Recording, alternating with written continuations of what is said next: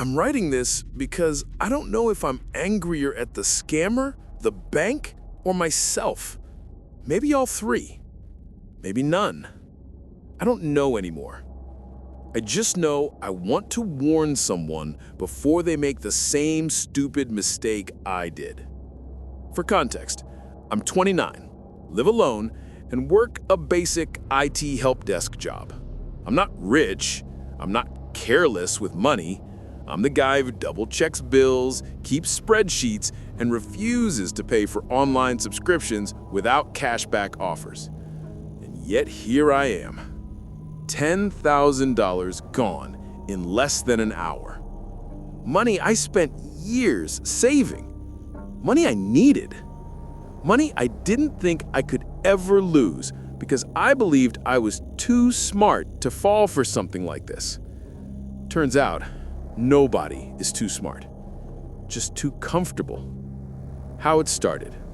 It was a normal Wednesday. I was at work, eating a late lunch at my desk, scrolling through emails. That's when I saw it.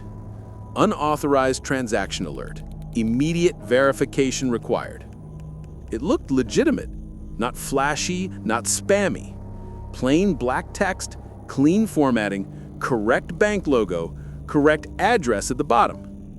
I wish it had been an obvious fake, but it wasn't. It said a withdrawal attempt of $4,800 was blocked, and I needed to verify my account to prevent freeze or closure. I clicked it without thinking. That was mistake number one. Mistake number two was telling myself I wasn't panicking. I was. My hands were literally shaking, but my brain kept repeating, "It's real. It looks real. It feels real." There was a button. Secure your account. The link opened a page identical to my bank's website. Same color scheme, same font, even the same tiny copyright notice at the bottom. I typed my username. I typed my password. I hit login. The page froze. Then an error message. System temporarily unavailable. That should have been the giant red flag that smacked me across the face. But again, panic smothers logic. 2 minutes later, my phone rang. Caller ID. Bank fraud debt. That was mistake number 3. Trusting caller ID. A calm male voice said, "Sir, we detected suspicious activity on your account. Did you recently attempt a high-value transaction?" I said no. He asked if I clicked a link in an email recently. I said yes. He sighed, like this was a normal, everyday annoyance. "Okay, sir, we're going to secure your account immediately, but we need to confirm your identity since your login may be compromised." Of course I said yes, because in that moment, he sounded like the only person who could prevent my savings from disappearing. He asked for my username, then my phone number, then the last 4 digits of my account. Not the password, not the PIN, just the kind of info customer support normally asks for. I didn't realize then that scammers avoid asking for sensitive info directly. They get what they need from your device behind the scenes. Then he said the line that locked everything in place. "You will receive a text message with a 6-digit code. Do not give this code to anyone except me. This is a one-time verification to secure your account." The text came instantly. From the real bank number. Why? Because I had accidentally triggered password reset, and the scammer was using it. I read him the code. He said, "Perfect, securing your account now." The call ended. 8 minutes later, I got 2 notifications at once. Your password has been changed. A new device has been successfully added. I froze.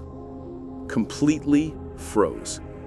Not panic, a kind of numbness that sinks into you like cold water. I tried logging in. Password didn't work. I tried resetting.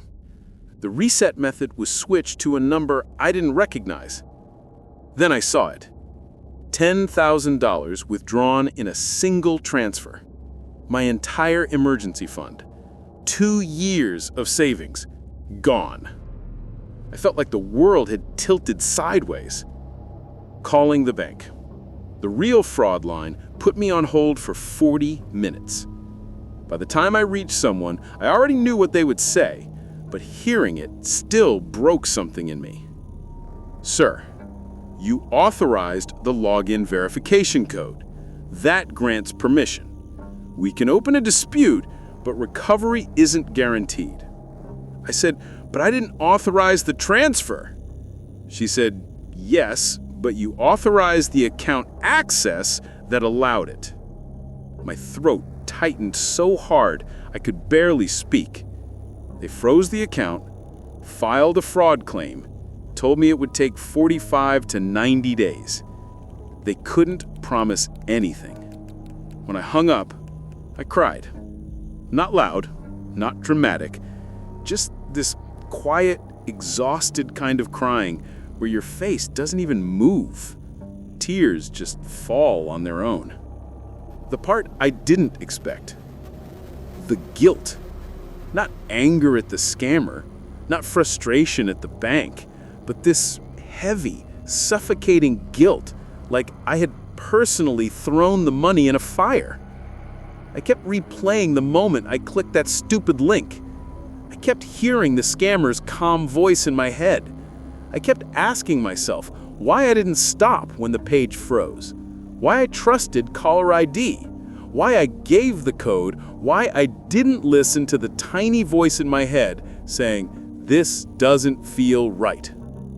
When I told my dad, he didn't yell, he didn't judge. He just said, "This can happen to anyone."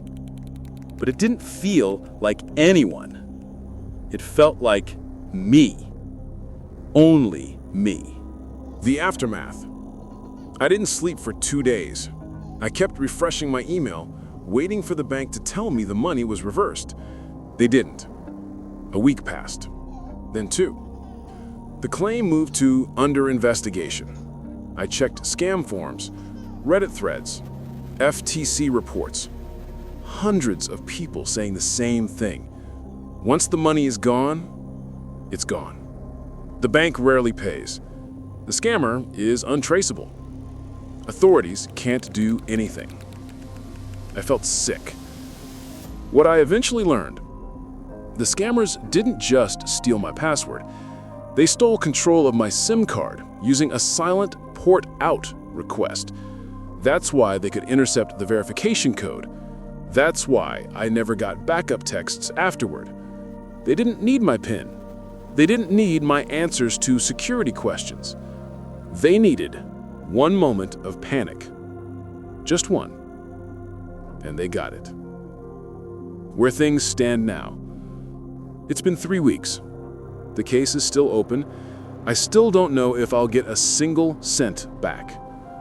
I'm rebuilding my savings from zero. Canceled unnecessary expenses, picked up overtime, pulled from my small investment account just to pay rent. I'm embarrassed to tell friends. I'm embarrassed even writing this, but I'm doing it because if someone reads this and hesitates before clicking a link, then maybe losing $10,000 won't feel as pointless as it does right now. If you want the short version, the email looked real. The scammer used urgency. I clicked without thinking. The fake website stole my login. The scammer used the verification code to reset my password. They drained my account before I even realized what happened. It took them 18 minutes. 18 minutes to erase years of my life. I'll end with this.